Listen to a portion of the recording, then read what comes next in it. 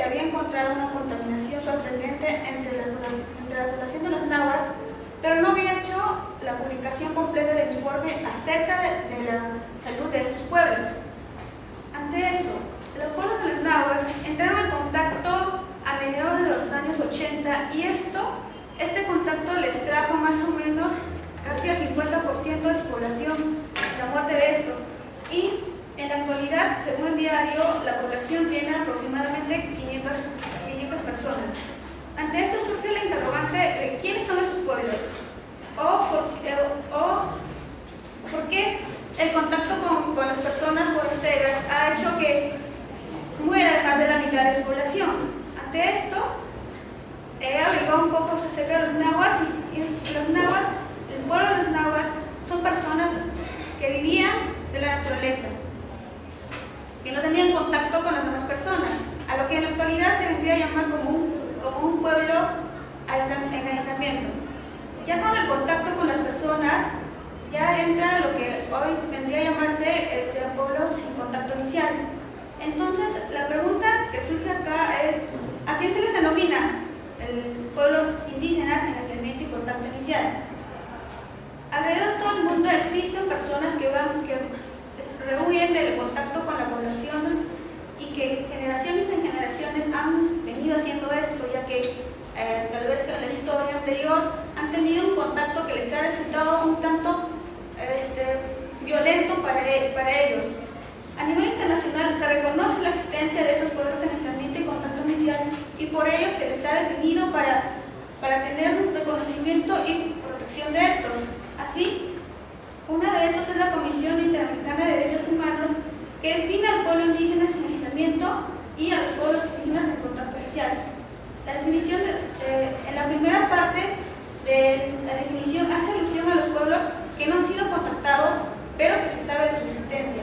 En la segunda parte del concepto hace alusión a lo que es que los pueblos han tenido un contacto, pero han decidido seguir en aislamiento. Y por otro lado tenemos a los pueblos indígenas en contacto inicial, que son segmentos de pueblos indígenas que mantienen un contacto intermitente o esporádico y que están en proceso de contacto. Pero este proceso no significa que ellos reconozcan los derechos de las demás personas, el modo político de vivir, entre otras circunstancias. A nivel nacional, la Ley 28736, Ley para la Protección de los Pueblos Indígenas Originarios en situación de aislamiento y en situación de contacto inicial, la ley, en su artículo 2, define la población en aislamiento y define también a la población en contacto inicial. Como vemos acá, son pueblos indígenas, ahí también dice son pueblos indígenas con derecho de autodeterminación, En la parte de acá hacen la diferencia y en la parte de acá también. Entonces, este concepto que tiene la ley lo toma en cuenta también de la Comisión Interamericana de Derechos Humanos. Ahora, vemos que en la definición existe una ley. Por tanto, el Estado reconoce la existencia de estos pueblos en el territorio peruano.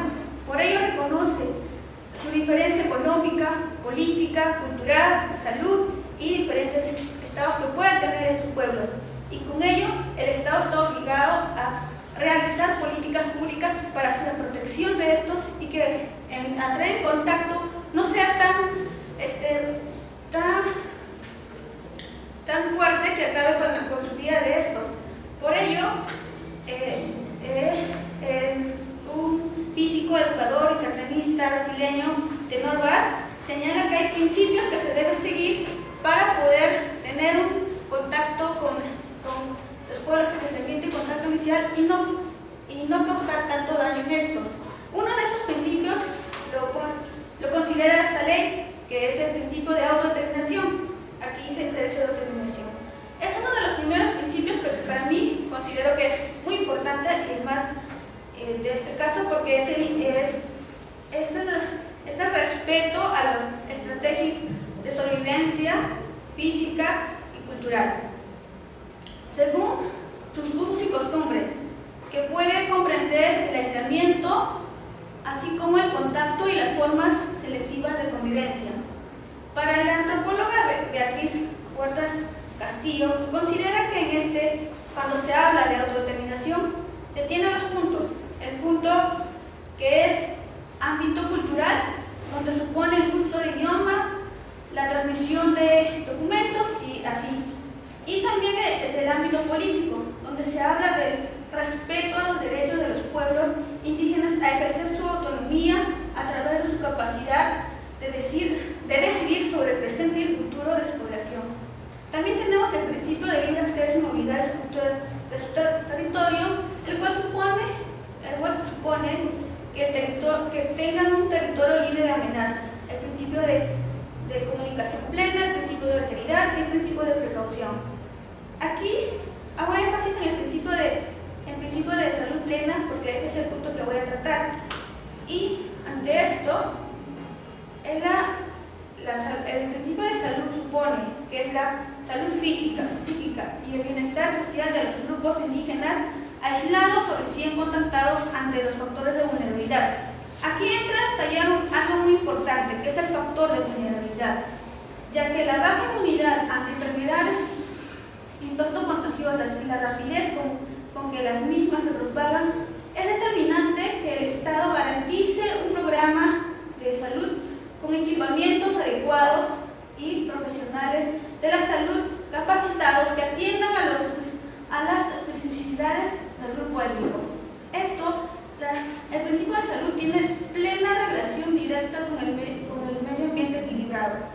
Esto nos da a entender qué es la vulnerabilidad del pueblo en el contacto inicial, pues estos presentan altos niveles de vulnerabilidad, principalmente en tres aspectos: inmunológicos, demográficos y en el plano territorial. En el plano demográfico, la población y el crecimiento familiar que da lugar a un desequilibrio poblacional que podría conducirlos a la extinción definitiva de los grupos. En el plano territorial, debido a que ellos viven de su territorio, viven de la naturaleza, y si entran factores externos, ya sea legal o ilegalmente, a contrarrestar con su ambiente, podría ser para ellos funesto. Algo que aquí también resalto es la vulnerabilidad inmunológica. Poseen una alta sensibilidad a enfermedades externas, pues carecen de defensas inmunológicas para combatirla. Esta alusión a lo que podría decirse está directamente relacionado con el derecho a la salud de los pueblos indígenas en aislamiento y contacto inicial. Y por esta parte de mi exposición se va a basar más o menos en la salud en base a la vulnerabilidad de estos pueblos.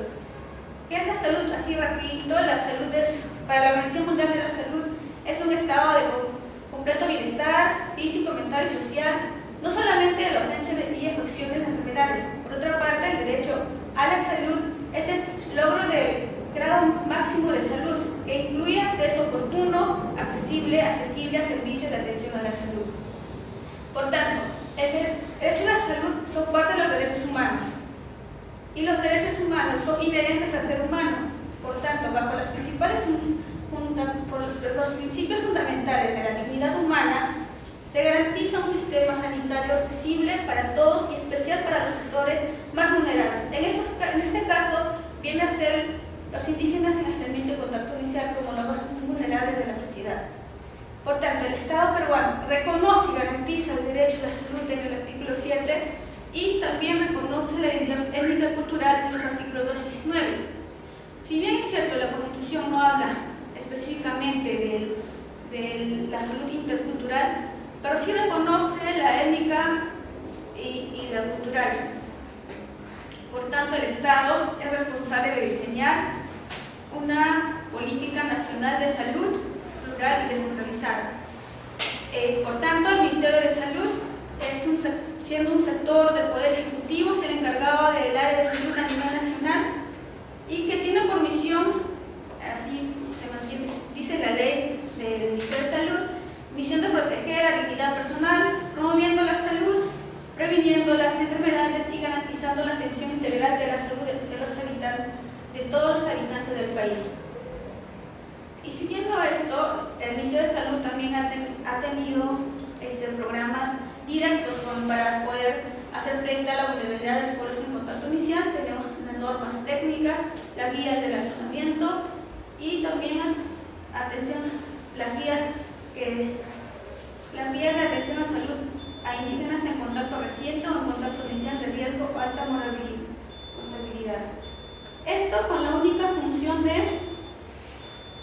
de orientar sobre los cuidados que debe tener el recurso humano de salud para brindar la atención de los pueblos en aislamiento y contacto inicial. Además, a nivel general, si hablamos ya no solo de la población en aislamiento, contacto inicial, sino de la población indígena en general, existe la política sectorial de salud intercultural dentro del país. ¿A qué hace referencia cuando hablamos de salud intercultural? Hablamos de que se utiliza para designar al conjunto de acciones o políticas que tienden a reconocer e incorporar la cultura de usuario en el proceso de salud. Por tanto, la política está orientada a realizar diagnósticos específicos de la situación de salud. Y dentro del territorio nacional, la salud intercultural dentro del Perú hace referencia a los grupos indígenas, afrodescendientes e inmigrantes. Por tanto, los grupos indígenas estarían también dentro de ellos los grupos de pueblos, entre los pueblos de aislamiento y contacto inicial. Y siguiendo con esto, como les venía diciendo, el Perú tiene una política de salud intercultural y que fue aprobado mediante el Decreto Supremo 16 de 2006 por el Ministerio de Salud, con el objetivo general de regular las acciones de salud intercultural. Objetivos específicos aquí tenemos para lograr el aseguramiento universal de salud, lograr que los establecimientos de salud donde habitan pueblos indígenas articulen el conocimiento tradicional y convencional, y así los siguientes objetivos especiales que tienen. Esta política se basa en 4 ejes fundamentales. El primer eje es garantizar el derecho a la salud desde los enfoques intercultural de derecho, de género e inclusión social en prestaciones de servicios de salud para los pueblos indígenas originarios andinos y amazónicos, así como para la población afroperuana. También se toma en cuenta el fomentar la medicina tradicional o ancestral y su articulación con la medicina convencional. El eje 3, que dice fortalecer la capacidad y habilidades de los recursos humanos, el elemento cultural, y el eje 4, fortalecer la identidad cultural y la participación de los pueblos indígenas y originarios. Para mí el más importante vendría a ser el eje 3, puesto que se establece que los recursos humanos quiere decir que las personas que trabajan en el sector salud ya estamos hablando, ya pueden tener relación directa con atender a las poblaciones indígenas. Se va a fortalecer eso y se les va a dar intensivos para que puedan seguir realizando esa labor. Ya para terminar, y hacerlo un poquito más rápido, quería hablarles sobre la institucionalidad del Ministerio de Salud que viene desarrollándose y cómo se llega a tener un órgano dentro del Ministerio de Salud que tiene por función hacer los reglamentos en cuanto a esto.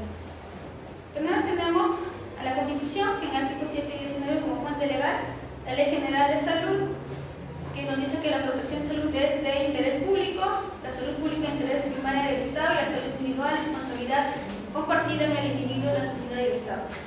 Ya en el 2003, por primera vez, dentro del Instituto Nacional de Salud,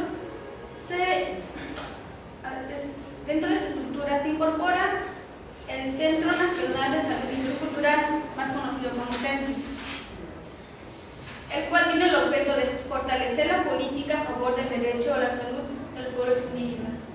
Y en 2004, por primera vez en el Perú, se tiene en cuenta la salud de los pueblos indígenas como parte de las estrategias sanitarias para el desarrollo a nivel nacional. Después de más o menos 10 años, ya en 2014 se firma un documento señalando y realizando que el diálogo entre el Estado y la población indígena es fundamental para poder atender los derechos de salud.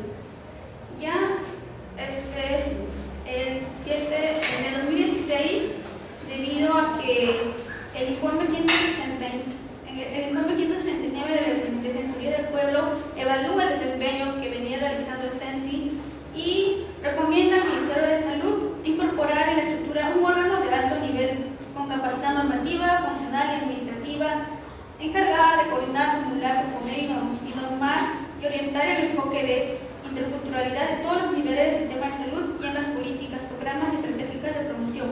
Por ello, con fecha 2016 se crea la Dirección de Pueblos Indígenas dentro de la Dirección General de Intervención de Estratégicas de Salud Pública, parte del Viceministerio de Salud Pública del Ministerio de Salud. Su función,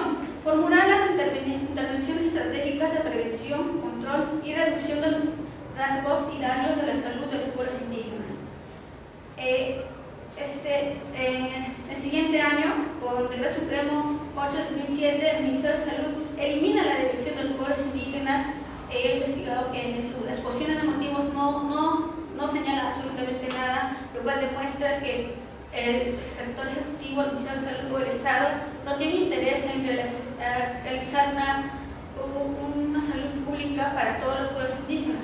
Pero esta ley, este decreto supremo 8 de 2007 salió el 15 de marzo de 2017. Este decreto de aquí sale el 24 de abril de 2007 y acá se vuelve a incorporar otra dirección que se denomina Dirección de Pueblos Indígenas Originarios. Pero esta creación no fue simplemente porque querían seguir teniendo una salud, tenían un organismo para velar por la salud pública de los pueblos indígenas. No, fue debido a la presión social que se suscitó a raíz de la eliminación de la Dirección de Pueblos Indígenas en el mismo año. Al mes se crea y al mes otra vez se elimina, algo que estaban haciendo.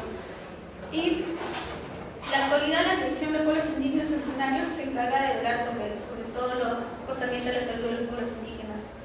En mis conclusiones he llegado a decir, los pueblos sin aislamiento y contacto inicial evidentemente son pueblos indígenas. Están conformados por seres humanos que tienen dignidad. Eso hay que tenerlo muy en cuenta. Por tanto, son sujetos de derechos humanos. En la actualidad lo están viendo tratando como si fueran especies en extinción, lo cual no debería ser así porque ellos son seres humanos. Se caracterizan por su alta vulnerabilidad inmunológica, cultural y territorial, razón por la cual el derecho debe proteger su supervivencia. Esta sería la conclusión más importante que he llegado a este texto. Gracias.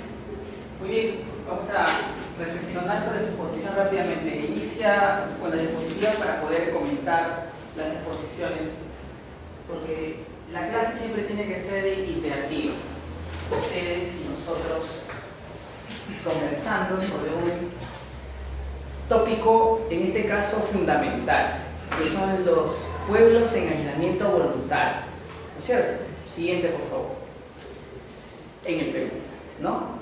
Entonces, lo primero que uno nota en el concepto, y lo que no hay que olvidar, es que la ley es el reflejo de la ética, la cultura, ¿no? Cuestiones sociales y cuestiones morales que se reflejan en la ley. La ley no nace de la nada, tiene un sustrato sociocultural, sociopolítico, ¿no es cierto? Sociohistórico. Y de allí viene su definición. Antes de esta ley se reguló los pueblos en aislamiento voluntario en la normatividad sobre comunidades nativas y campesinas, que nace a propósito de la reforma agraria del Perú, que nace a propósito de lo que denominan los historiadores como la Revolución Peruana.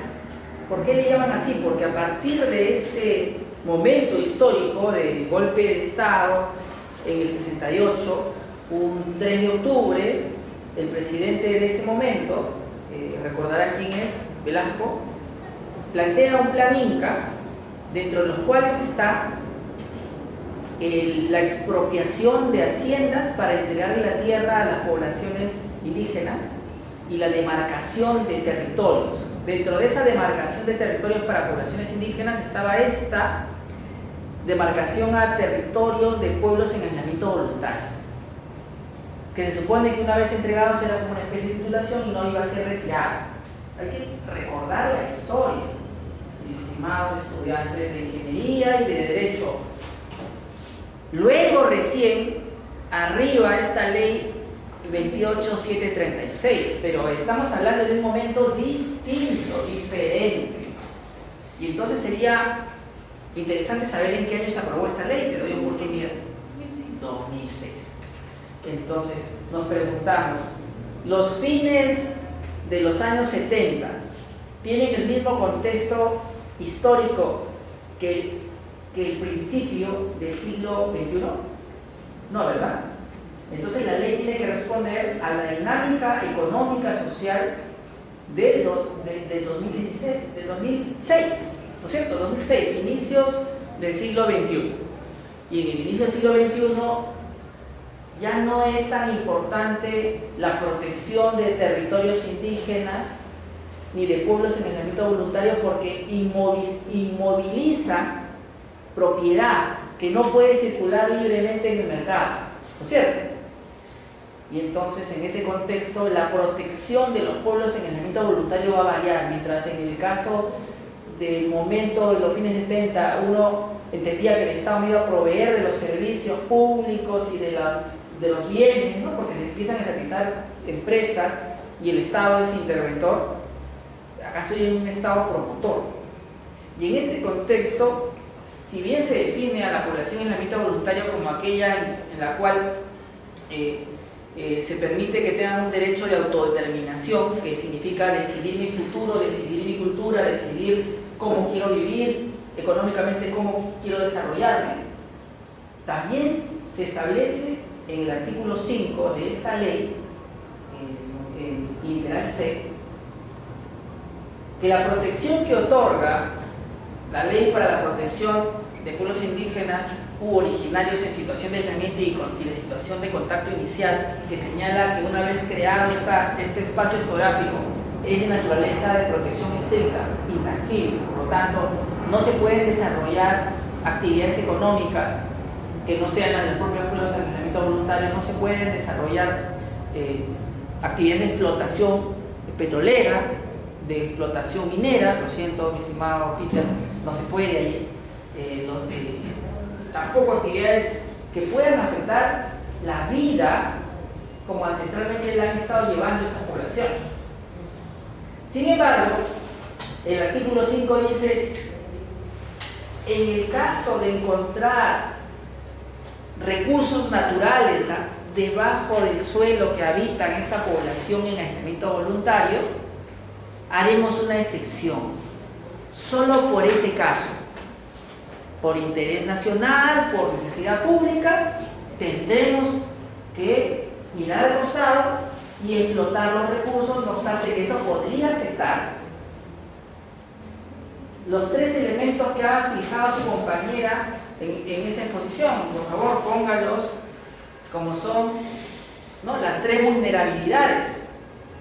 Las tres vulnerabilidades que ha planteado su compañera. Miren si es compatible con esta excepción a que, como encuentro recursos naturales que son valiosos para este Estado-nación llamado Perú, puedo ingresar a la reserva de estas poblaciones en aislamiento voluntario y explotarlas.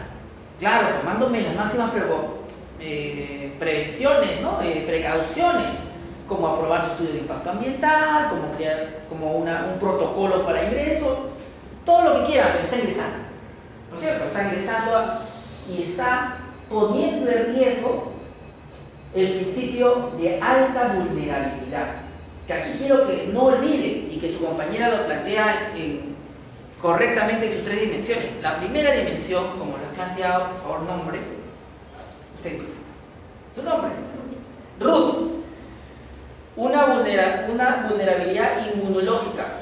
¿Por qué? Porque las defensas que tienen estas poblaciones en el aislamiento voluntario no son las mismas que tenemos nosotros.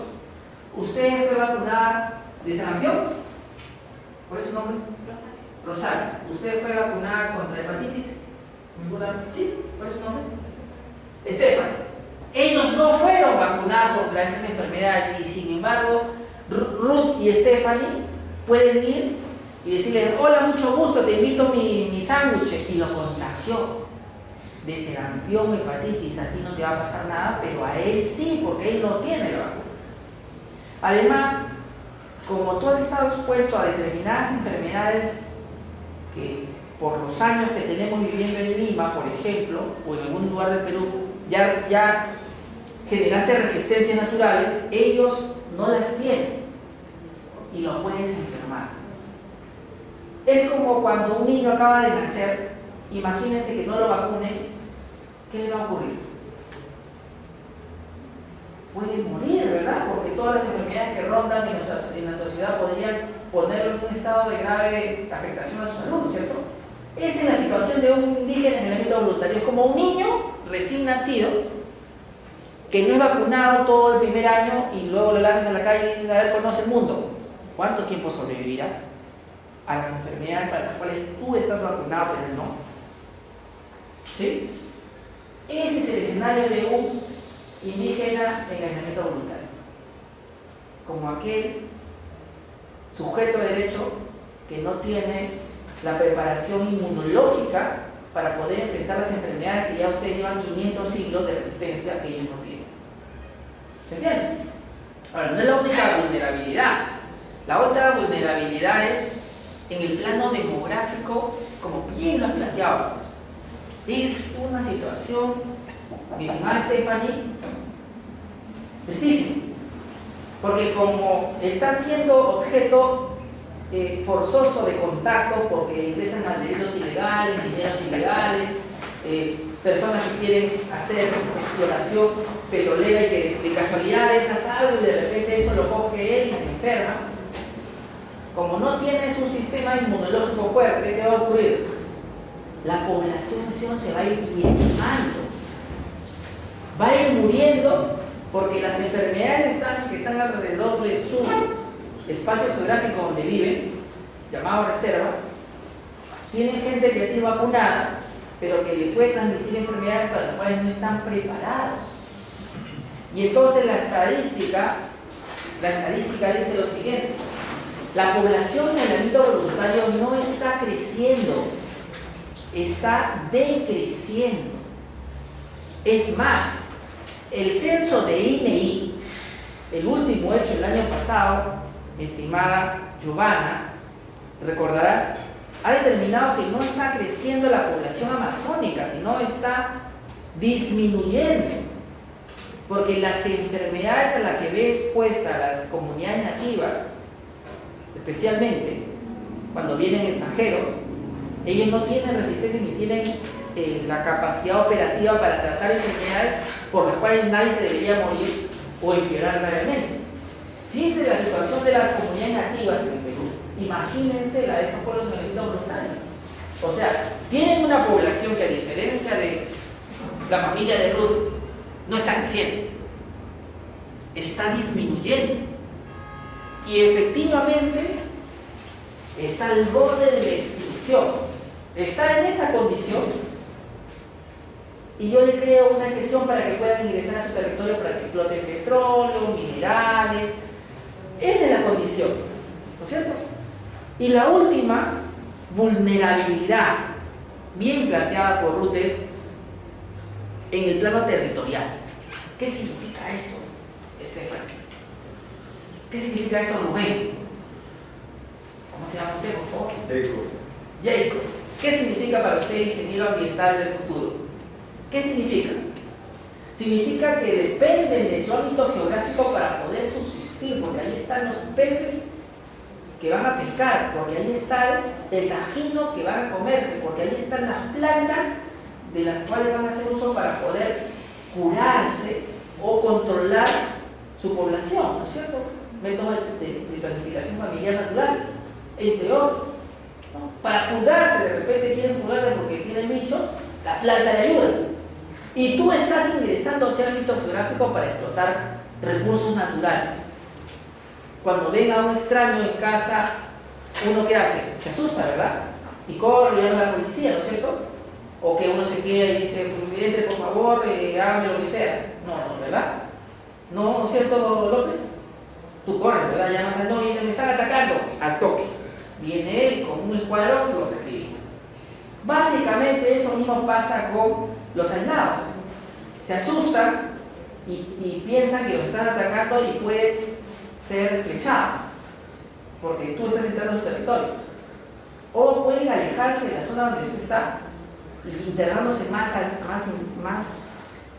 profundamente en su territorio ancestral. Pero su territorio se va achicando porque cada vez hay más gente alrededor. Es como que estés en un estado de sitio permanente, donde te rodean personas extrañas que quieren tus recursos naturales como tu madera, tus animales, tus pescados, etc. ¿Sí? Y encima hay empresas también que explotar el petróleo cuando les autoriza el Estado por aprobación de estudio de impacto ambiental y por entrega de concesión. Estás en ese estado. Es como que, Stephanie, vivas en tu casa y estén entrando al primer piso, al segundo piso, son 10 pisos y estás corriendo por todos los pisos para que no te ubiques. Básicamente esa es la sensación que debe tener la ansiedad, la angustia y zozobra. Para ellos debe ser, si tuvieran una especie de parlamento donde pudieran legislar estos terrorismo contra nosotros porque nos quieren mantener en estado de zozobra permanente y quieren desaparecernos porque con estas conductas me están poniendo en riesgo mi propia subsistencia como colectividad. Por eso es tan importante el tema de pueblos en aislamiento voluntario. Son los únicos seres humanos que viven como vivíamos hace 1000 años. Jacob dice, no, hay que modernizarlos. Oiga, Jacob, yo no le digo que se quite la gorrita y se quite la casaca y que se vista como yo. ¿No es cierto? Ellos también tienen derecho al derecho de identidad étnico-cultural y a vivir conforme a sus prácticas ancestrales, aunque yo no quiera y aunque no me guste, ¿no es cierto, Stephanie? No, yo quiero poner su casaquita rosada y ponerle sus aretitos. Ese es su gusto. Pero ellos quieren vivir semidesnudos o desnudos. No, todo eso es indecoroso, ¿cómo es posible? Eso no puede. Es su forma de vida. A nuestros ojos, culturalmente, eso quizás podría ser un poco chocante, porque digo, la gente no anda desnuda. Pero culturalmente estamos aceptados que están vestidos. Pero en un momento de la historia, culturalmente estábamos literalmente desnudos. ¿Sí? Ya lo ven sus compañeros con esas miradas. No, era normal. Ahora lo ven ustedes distinto porque, claro, estamos vestidos. En ese momento todos estaban así. Y era normal. Entonces yo no le voy a poner ropa porque está... No, ella en su fisionomía tiene un cuerpo que soporta el frío y el calor sin tanta indumentaria como nosotros. Nosotros hemos perdido esa capacidad y ahora tenemos que abrigarnos, enfermarnos, no sé, pero un día la tenemos. Esa resistencia, claro. Ellos comen más proteínas, un poco más de carbohidratos probablemente, pero conforme va avanzando el desarrollo de nuestra sociedad, mi estimada Ruth, ¿no es cierto?, se va contaminando el río de mercurio. Vuelve atrás a esa carátula que pusiste en el diario favorito de Peter. ¿Sí? Hitler en sus 13. No, el comercio. Tribu del Amazonas remota afectada por crisis de mercurio, según informe del MINSA. ¿Sí? Hay un informe del año pasado, si no me equivoco, que determina que el río que está pasando por ahí está contaminado de mercurio. El Estado peruano no sabe de dónde viene ese mercurio. Lo que está claro para el MINSA es que la contaminación por metales pesados genera una grave afectación a la salud humana. Ahora, esa agua es por donde nadan los peces que ellos se comen. Miren, contexto total de la reserva Huapacori Nahuanani. Estamos hablando de un caso real. De ese caso estamos hablando. Entonces vamos a resumir lo que ha planteado su compañera. Vamos a dar la vulnerabilidad nuevamente. ¿Sí? Ustedes consideran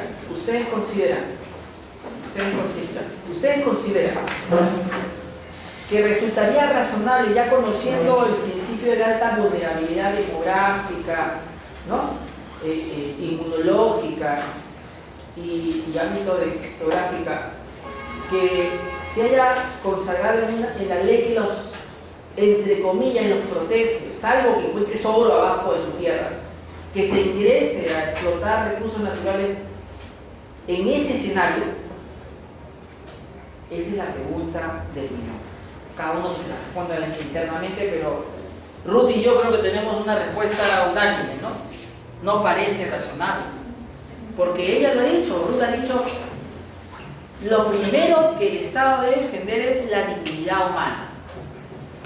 Cuando Luke escribe tratado, ¿cómo recuerdan cómo se llama? Tratado. ¿Y no se acuerdan de Luke?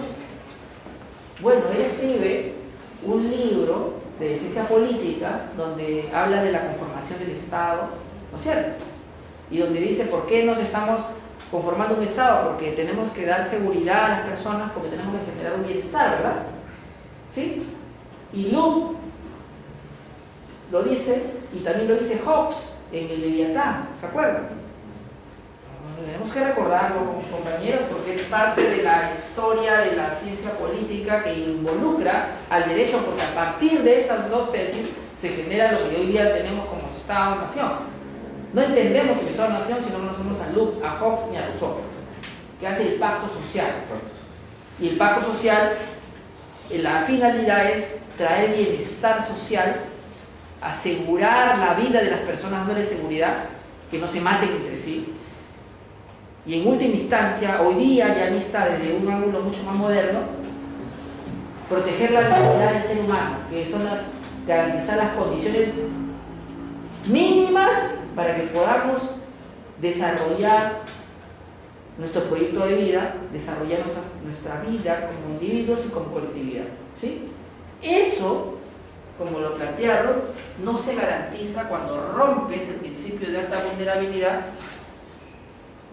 al crear una sección de ingreso por aprovechamiento de recursos naturales en el artículo 5, literal C de esta ley para protección de pueblos en aislamiento voluntario.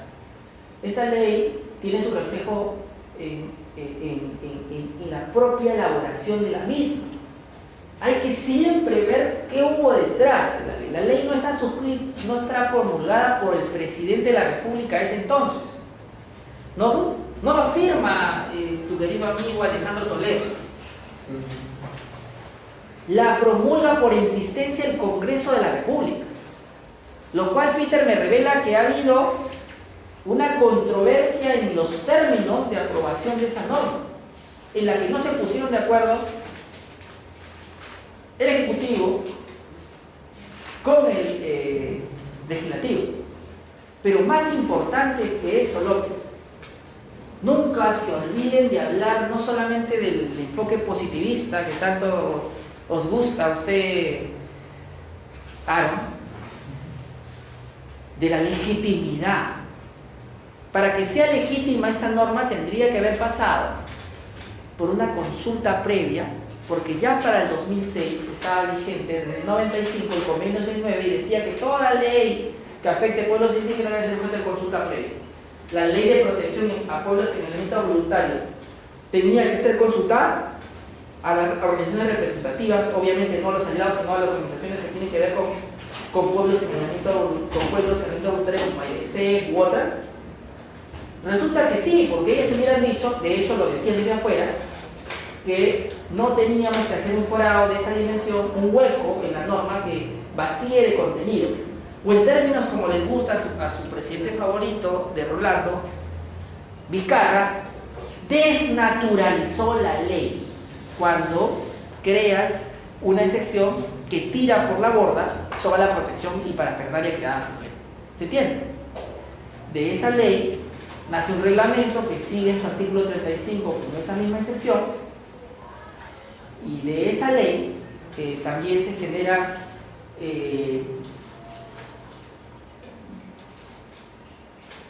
un enfoque de provisionalidad.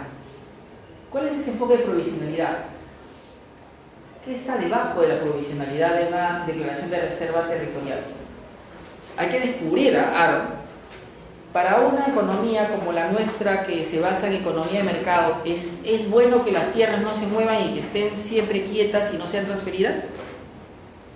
No. No, ¿verdad, López? Tiene que circular la propiedad. Y es esa la razón por la que en tu Código Civil existe la usucapión, la prescripción adquisitiva, que para mis queridos estudiantes, Dani, Stephanie, significa que cuando yo poseo esta propiedad inmueble sobre la cual estamos dictando la clase por más de 10 años, así sea de mala fe, puedo ir donde un juez y declararla como mi propiedad. Eso significa prescripción adquisitiva.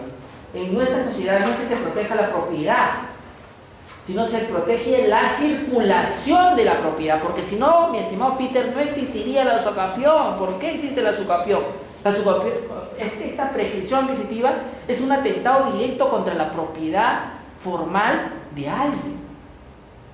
A tu Estado, nación, no le interesa tu título de propiedad, le interesa que circule esa propiedad. Y como tú no la estás usando durante 10 años, será del que la usó por 10 años. ¿No es cierto, Peter? Corrige. Asegura la libre circulación de los bienes.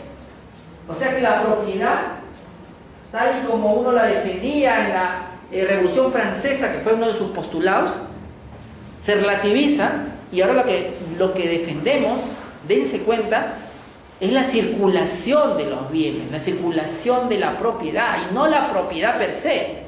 Hemos mutado. Y en ese espíritu de circular la propiedad, pues territorios como estos, que son intangibles de protección estricta, donde no puedo hacer lo que me da la gana, sino tiene que haber un permiso especial para explotar el recurso natural, pues recategorizar, o sea, volver a revisar si está bien establecidas las dimensiones de la reserva, en el fondo podría significar una mejor protección para, de nuevo, tu certificación, ¿no es cierto, Giovanna? Bien, la dimensión se mantiene, pero también podría significar algo que podría achicarse tu reserva, porque digo, aquí no he encontrado restos fecales de aislados por acá, aquí no he encontrado vasijas con los que utilicen para comer, aquí no he encontrado flechas, aquí no he encontrado indicios de que está por acá. Entonces vamos a achicar la reserva porque parece ser que ya no están por acá. Por lo menos cuando yo vine no estaban. ¿Y por qué achico la reserva? Porque facilito la circulación de este territorio, porque facilito el aprovechamiento de los recursos naturales, que mientras estén en la reserva va a ser bien difícil aprovecharlos de manera libre. ¿Sí? Y una vez que entran en circulación y se va achicando la reserva, pues el espacio de estas poblaciones se va achicando, entonces ellos se van retrayendo más. ¿Se dan cuenta? O sea, se van retrayendo y van abandonando territorio porque obviamente están muy cerca a los que viven de una forma distinta a ellos. Finalmente un día se quedarán sin nada, ¿no es cierto? Entonces aquí falta el enfoque, el mismo enfoque de áreas protegidas. Cuando hablábamos de un parque nacional en nuestras primeras clases, ¿se acuerdan? Hablábamos que las áreas protegidas tenían una zona de amortiguamiento, una zona, ¿no es cierto, Dani?, de protección. Para proteger diversidad biológica y bosques, creó una zona de amortiguamiento, ¿no?, para las especies raras, endémicas, ¿no? Pero si eres un humano, no, tú no tienes. Las reservas territoriales indígenas no tienen zona buffer, no tienen zona de amortiguamiento. Y entonces resulta extraño que en una sociedad como la nuestra protejamos más a los árboles y a la distinguida diversidad biológica que a un ser humano que tiene en peligro su vida cada vez que me acerco. O sea, algo de razonables puede ser esto, Jacob, que un parque nacional tenga zona de amortiguamiento y que una reserva territorial de pueblos en aislamiento voluntario no tenga. Y, ojo, ellos tienen que cada 5 años aprox recategorizar, revalidar su condición de reserva. Yo que conozca, cada 5 años los parques nacionales no se vuelven a medir y a decir, sí, no se achica porque sigue siendo lo mismo. Los parques nacionales desde que se crean se mantienen en sus límites preestablecidos. Nadie se le ocurre cuestionar algo que se achique cada 5 años o cada 10 años. Pero cuando es una reserva territorial de pueblos en aislamiento voluntario, parece subyacer de esta ley y su reglamento una especie de discurso oculto, subalterno, que es ojalá que desaparezcan pronto, o ojalá que esos indígenas se contacten con nosotros para que esas tierras pasen a tráfico de libre circulación. Parece ser que existe esa pequeña vocecita, mi estimada Ruth, que te habla al oído, pero yo quisiera pensar que no es así, pero pareciera. Déjame ayudarte, creo que pareciera que es así. ¿Sí? ¿Sí? ¿Rubén? Sí, no me equivoqué. Sí, Dani, pareciera, porque no pueden olvidar que las leyes no nacen en el vacío del espacio y del universo fuera de la Tierra, nacen en un momento histórico que deben tomarlo en cuenta para cualquier análisis que hagan de una ley. si le escapan de ese contexto histórico, tanto el momento en el que se crea como el momento en el que lo quieres aplicar, no van a entender qué es lo que realmente busca la norma. Y son dos momentos diferentes, ojo, porque en el momento que nace la ley te explica por qué nace con esos términos. Pero en el momento que es aplicada por un actor, como por ejemplo López, que está en cultura, imaginemos, felicitaciones López, hipotéticamente. Sí, efectivamente. Pronto, López, no te preocupes, vamos a recomendar. El intérprete de la norma, 10, 12 años después, 2018, puede ser capturado por la condición sociohistórica, sociopolítica del momento y darle una relectura, una reinterpretación a la norma y aplicarla de acuerdo a su momento histórico. Por eso es muy importante saber cuándo aplico la norma y cuándo nació, para saber cómo se va a aplicar y cómo debería aplicarse. Porque quien la quiere aplicar seguro la va a aplicar desde el paradigma que tienes hoy. Y tú debes decir, un momento, la norma nace con este espíritu y no debes naturalizarla porque nace con este espíritu. Si tú quieres cambiar el sentido, haz tu modificación de ley porque así no está. ¿Me dejo entender? Muchas veces, como dice nuestro querido y distinguido presidente que captura en 24 horas a los Inostroza y compañía, puedes naturalizar la norma el intérprete. ¿Sí? ¿Qué es lo que hizo el Parlamento con la propuesta de reforma de la bicameralidad? ¿No es cierto? Digo, mejor está así, ¿no es cierto? Una modificatoria puede cambiar todo el sentido. El Tribunal Constitucional lo hace cuando habla de las sentencias manipulativas, ¿no es cierto? ¿Te acuerdas, Peter? Cuando hace una interpretación que dice, la ley no quiso decir esto para que sea constitucional, es la única interpretación válida de esta otra. Pero de pronto ese no fue el sentido del intérprete auténtico que sería el Parlamento, pero él le da esa interpretación para que resguarde derechos fundamentales. En fin, lo que quiero ir concluyendo es, tenemos que entender la realidad para de a partir de ahí tratar de interpretar la norma, pero no al contrario. Si yo trato de la ley hacer que ajuste la realidad, cometo un grave error. La ley no puede ajustar la realidad. Todo lo contrario, el derecho debería ajustarse a la realidad. La propiedad defendida como en la Revolución Francesa, porque no lo han ustedes recordado, pero uno de los postulados de la Revolución Francesa fue la igualdad, la libertad, y con el que te gusta, la fraternidad y la propiedad. Pero hoy día la propiedad no es defendida en términos de la Revolución Francesa, sino en términos de economía de mercado, López, ¿no es cierto? Entonces va a depender mucho del contexto en el que esté para que algunas cosas ya no sean estrictamente lo que un día nacieron. Sigamos avanzando y cerremos con la siguiente diapositiva, por favor. Siguiente. Sí, y aquí me quiero quedar. En salud. Concepto de salud. El concepto de salud para los pueblos indígenas en general y para los pueblos en aislamiento voluntario hay que entenderlo en su triple dimensión. Ojalá, nos gusta todo lo triple, mi estimado Aro. No se emocione usted. Ya me contaron que fue el teatro, ahora me voy a contar la obra. Primero, el bienestar físico. Bienestar físico. O sea, yo tengo que estar completo, ¿no es cierto? Que no me falte nada, ¿no? Corpóreamente, y que pueda hacer todas mis actividades porque físicamente estoy bien, ¿no es cierto? Y también si estoy físicamente, internamente mi organismo también está bien, ¿no es cierto? Ahora, ustedes conocen personas que son completamente físicamente sanas y aptas, y hasta pueden ser deportistas, pero mentalmente les falta un tornillo, ¿verdad? O sea, que el bienestar físico no basta para decir yo tengo salud, es solamente una de las cuestiones que tengo que tomar en cuenta para valorar si alguien tiene salud o no.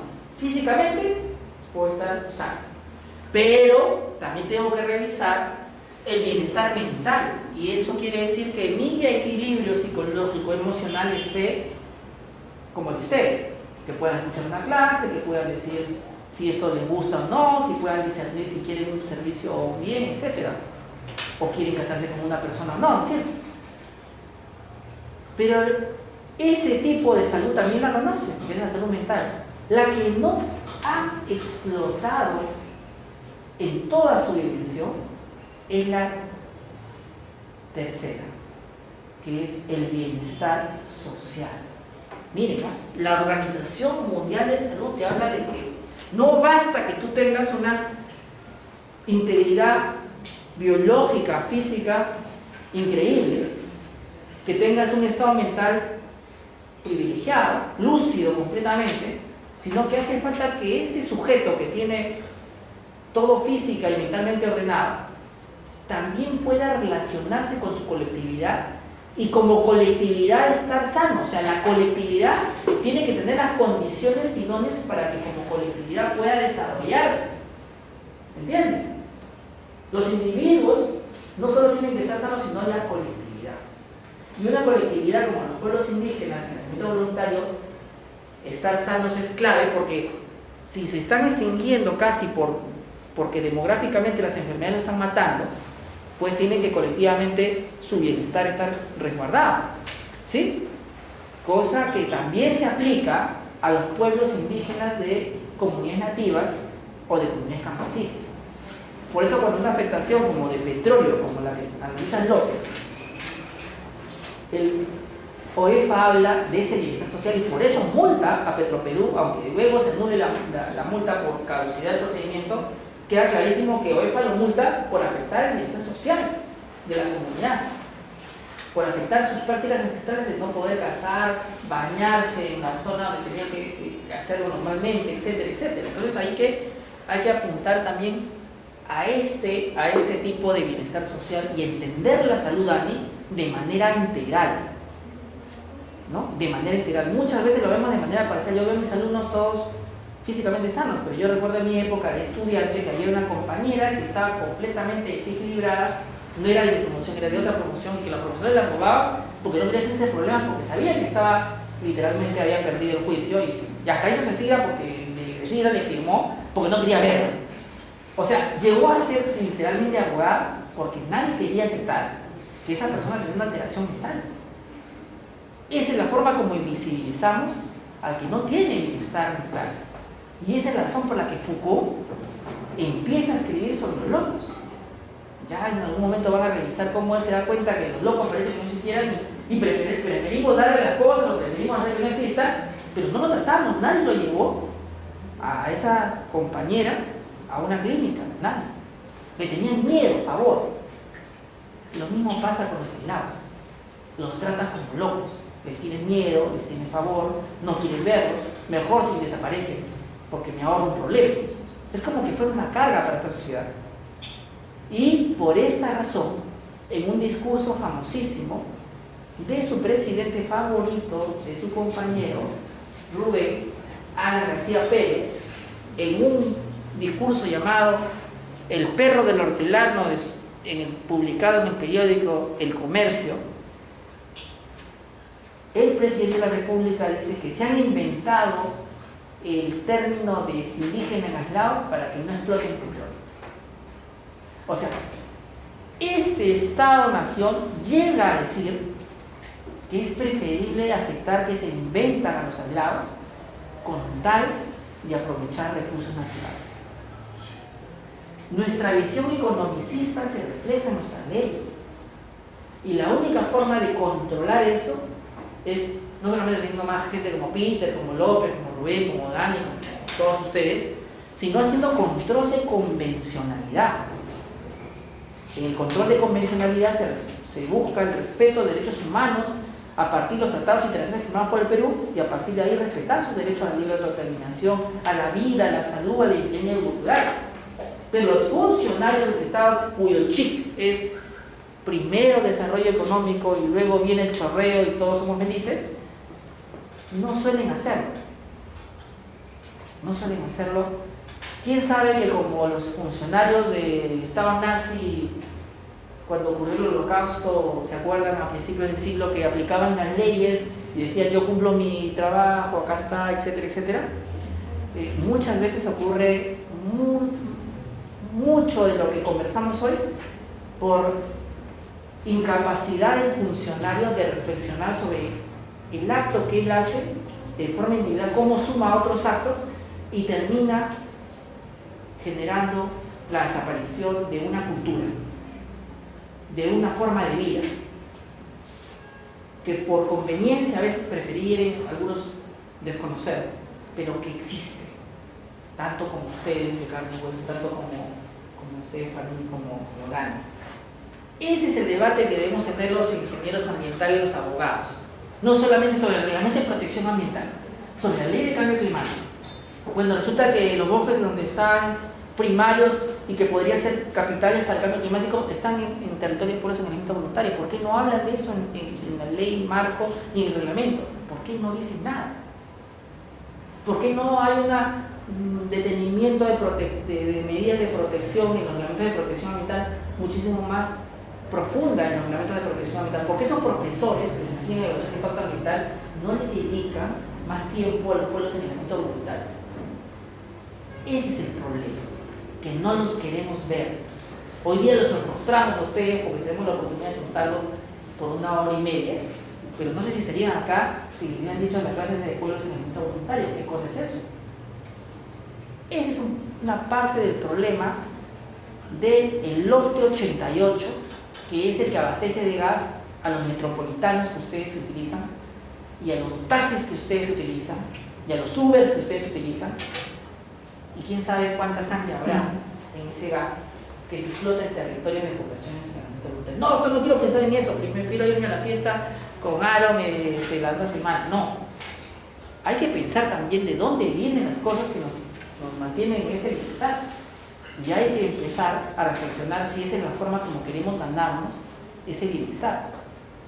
Está bien que tengamos gas, petróleo, pero no podemos rebajar los resguardos para las poblaciones que se asientan donde están lotes de hidrocarburos como esta reserva Coapacorinagua, cuyo territorio está superpuesto al gas, y que cuando tuvo que haber decidido excluirla, no se decidió excluirla, que cuando tuvo que haberse limitado la exploración y explotación, se alentó. Hoy día está en el Tribunal Constitucional la acción que busca excluir esta reserva de pueblos en saneamiento voluntario Coapacorinagua en el Tribunal Constitucional. Lleva desde el 2015 3 años. Sin embargo, si hubiera sido llamado un pueblo de estos, Ollantumala, Keiko, Alan García, creo que otra hubiera sido la historia. Otra hubiera sido, porque esos procesos, ley de publicidad estatal, ¿no?, o lo que sea que ahora esté resolviendo el tribunal, es más importante que la vida de seres humanos altamente indefensos.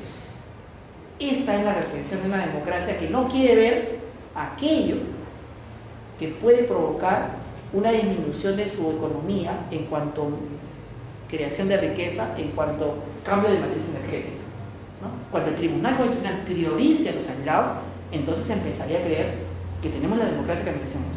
Pero mientras siga priorizando temas de índole absolutamente político, o alguien puede dudar que esos casos que se han resuelto en tiempo récord no ha sido por una presión política y mediática, entonces ahí vamos a empezar a cambiar en orden de prioridad. Primero vida, ¿no es cierto?, salud, luego libertad. No digo que estar preso sea algo simpático, pero digamos en orden de cosas, ¿no? Entonces hay un tema ahí pendiente desde nuestro punto de vista. Y ahora sí, sus opiniones para entrar a otro tópico. Preguntas, comentarios finales. ¿Alguno? Sí. Giovanna. Quisiera comentar. Hablaba del tema de la identidad cultural, ¿no?, de los pueblos aislados, pero también no solamente, incluso nos podemos acercar a la misma, a la población que ahorita está en las comunidades amazónicas, donde los conceptos que ellos tienen, digamos, parten de su propia cultura, y mucho de lo que nosotros tenemos viene de Occidente, ¿no? Tenía una amiga, bueno, tengo una amiga, no se ha ido de este mundo, está. Ella es una investigadora en todo lo que es estudios amazónicos y en género, y por ejemplo ella aplicaba sus instrumentos y me decía, por ejemplo, Giovanna, la palabra felicidad para ti ¿no? que vives en ámbito urbano, ¿no? Tiene un concepto, ¿no? Tiene unas categorías, pero para el poblador, ¿no? Para la mujer amazónica, decía, por ejemplo, felicidad para ella es levantarse, ver a su familia, ver que su esposo se va a casar, porque esa es la labor del hombre, ¿no? Se va a casar, regresan, descansan, disfrutan de la naturaleza, ¿no? Entonces, el espacio y tiempo es otro en ellos, ¿no? Entonces, si no terminamos de entender un poco su forma de vivir y no respetamos esa forma, no vamos a poder entender muchas veces la defensa de lo que ellos quieren, ¿no? Porque incluso mucho de lo que defendemos a veces viene desde nuestro propio paradigma, no desde lo que de ellos, ¿no? Entonces, eso llamaba a la reflexión de que cuán necesario es que de verdad nosotros como peruanos entendamos esa diversidad, ¿no? Y podamos respetar y tener límite, ¿no? En nuestra intervención, en nuestra forma de pensar, hasta incluso en la forma de tratarlos, ¿no? Entonces, y eso, ese colonialismo que denunciamos, lo seguimos practicando incluso, ¿no? Entonces, eso me parece importante, ¿no? Bueno, a veces, si eso lo sentimos porque tenemos gente o estamos cerca de esos espacios, pero para quienes no tienen ni la oportunidad de haberlos tratado, ¿no? Debe ser más difícil, ¿no? Entonces, nos cuesta mucho. Allí quería detenerte porque quería mostrar a sus compañeros el estado que tenemos en una foto, que es esa. Miren lo que ocurre. Al Estado peruano le importan tanto los pueblos indígenas en el 2017 que elimina la dirección de pueblos indígenas que veía el tema de salud. Entonces, hablemos con rigurosidad. El gobierno de turno y los gobiernos de turno tienen una mirada del desarrollo económico donde el indígena, donde el colectivo de pueblos no entra en la ecuación. Porque si entrara en la ecuación no estarías eliminando esa dirección. Y no fue hasta que, aquí Giovanna presente, hay que reconocerle su labor, hizo vigilia con una serie de líderes indígenas de la Confederación Nacional Agraria, de ONAMIAP y de tantos otros del Pacto de Unidad, que presionaron al Ministerio de Salud, a la Ministra de Salud, con una demanda que interpusieron al Poder Judicial y su presencia física en el Congreso y tocando todas las puertas posibles para que restituyeran la dirección en ese mismo año. Esto sería algo que sería una anécdota si es que no viéramos que esta historia se repite en toda la legislación de pueblos indígenas, sean o no aislados, campesinos o nativos. Las leyes parece que se construyen mirando lo que tenemos nosotros como cultura y no mirando al otro. Como bien ha planteado Giovanna, la felicidad, ¿cuál es su nombre?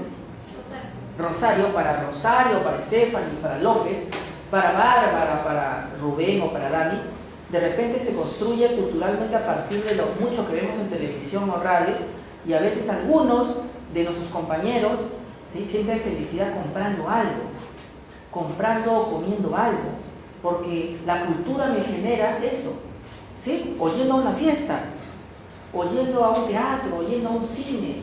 Es que eso me han dicho que me trae felicidad. Y descubres que tu forma de felicidad es culturalmente condicionada, por no decir impuesta, por no decir inventada. Si te vas a las comunidades, no hay cine, no hay teatro, no hay discoteca, entonces sería el lugar más aburrido del mundo. Sin embargo, ellos encuentran otras formas de diversión distintas a la nuestra, con un ritmo de tiempo diferente. El tiempo transcurre sin reloj, sin mirar, son las 3, son las 5, simplemente haces tus cosas y vas desarrollando tu vida, ¿no, Giovanna? En cambio acá, ya son las 9, entonces tengo que hacer esto, tengo que hacer lo otro, tengo que comer, todo tiene una hora, todo tiene una predeterminación. No me respondió, dice López, el WhatsApp, me voy a amargar. ¿Cómo es posible? ¿Cuánto ha pasado? 50 segundos. Queremos instantáneo todo, ¿no es cierto? Entonces la forma como vivimos, mi estimado Peter, es una sociedad líquida, o sea, una sociedad donde todo es instantáneo. donde si se demoraron 15 minutos, Aaron, ya se van, es mucho tiempo. En cambio, en una comunidad, yo puedo esperar a uno de sus compañeros una hora, porque creo que en el camino se ha tropezado, le ha pasado algo, y normal, porque obviamente uno no tiene pasos diferentes, ¿no es cierto? ¿No es cierto? Pero aquí eso sería intolerable. A López la dejas una hora plantada y ella te abandona y te demanda por aceptar su condición de mujer y saca su filosofía feminista y todo, ¿no? Me ha faltado respeto, autor. Es que la cultura de cada lugar es diferente. Una hora en el campo podría ser 10 o 15 minutos en ciudad, porque el transporte es caminando, es a caballo, ha llovido, miles de cosas que pueden pasar. Acá tú tomas tu taxi, tu Uber y te lleva al toque. Entonces hay un tema que hay que empezar a trabajar, lo intercultural. Lo intercultural. Todas las leyes deben ser estudiadas de manera intercultural porque la tercera parte del Perú es pueblo indígena. El censo último ha arrojado eso. Entre andinos, unos 8 millones en las censos anteriores, y amazónicos son 300.000 indígenas. Súmalo, llegan hasta el borde de 9 millones de habitantes. Esos son indígenas. Y yo estudio mis leyes desde el español, desde el inglés, desde el francés, desde el alemán, pero jamás desde el aymara, desde el quechua, desde el guampí, no. Entonces, estoy pensando en una sociedad mirando Europa, mirando Estados Unidos, mirando afuera de Perú, pero no dentro de Perú. Y ahí hay un tema que cambiar, de cómo enseñamos en las universidades a entender al otro. ¿Cómo como ingeniero ambiental me puedo relacionar con una comunidad campesina? Si no sé qué. ¿No? ¿Cómo puedo hacer? Sí, varios millones de personas hablan quechua y alemán y no me enseñan inglés, pero sí me enseñan y olvidan el inglés. Claro, seguramente les va a ayudar mucho cuando estén en una comunidad campesina. ¿No es cierto? Entonces, allí hay un tema pendiente. Aprendan su inglés, su francés y todo lo que ustedes quieran, el chino, mandarín si quieren, pero no dejen de aprender la lengua de las comunidades con las cuales van a trabajar, porque sí sería un respeto, más que dejar plantada a López, mucho más, que tú vayas a una comunidad y no sepas yo. ¿No es cierto? Bueno, lleven su intérprete en todo caso, ¿no? Entonces, y eso lo notas en la sentencia del día de ayer, que anteayer me parece que absuelve a Keiko, no sé si me han escuchado. Y la persona que yo puedo discrepar de la sentencia, cómo la dio este juez, no habla bien el español. Y mire, yo estoy en contra de lo que ha sentenciado, pero les quiero dejar a luz que habla mal el español porque seguramente no debe ser su lengua materna. Lo aprendió mal, ¿no? Incluso los tiempos eran erróneos. Intervine, una cosa así, o sea, y la gente que sabe español se estaba burlando. Yo decía, habría que ver las raíces de esta persona que aunque ética y moralmente es cuestionable, hay un tema de una raíz andina que debe estar ahí metida y que se evidencia en su forma de hablar un español mordido, un español que no está completo, un español que no conjuga bien. Es que siempre queremos esconder de dónde venimos. ¿Sí? Entonces, esa es un poco la lectura que hay que mirar, no solamente la noticia desde un ángulo, ¿ves? No yo lo veo desde el ángulo intercultural, no solamente lo veo desde el ángulo que ustedes dicen, qué terrible, lo han liberado a mi Keiko favorita, no. Yo lo veo desde el ángulo de, mira, parece que ese señor, su lengua materna no es español. Enfoque intercultural. No me puedo burlar de una señora parlamentaria que escribe mal porque su lengua materna era el quechua. No tengo derecho a burlarme porque solo me podría, entre comillas, ni eso, pero ya, obligado, si esas dos personas hubieran nacido con el español como lengua materna y entonces fue flojo y no aprendió.